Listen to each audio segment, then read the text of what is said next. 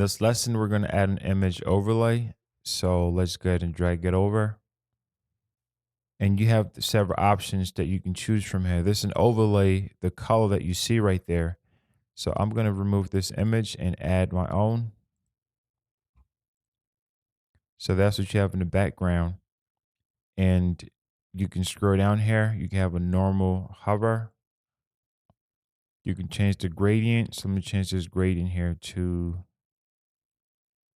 this. You can change the start, and you can also have an ending. So it gives you whatever color that you want to come up with. So there's the first color. And you know, as you're changing, you can choose to cover a certain part of it. So right now, as you see right now, it's at the bottom here. The more you move it to the right, the more space that that particular color takes up. So you can drag it all the way up or bring it to the bottom. And the same thing too with this one, you can design something like that. And you can choose the linear or radial. So let's go back with the linear, and you can choose the angle.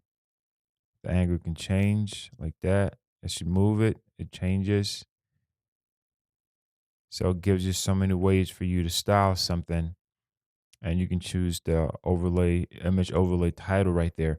Or if you don't want to have an image, you can just simply just remove it and you have a custom design of something here. So there's a lot of ways for you to go about doing this.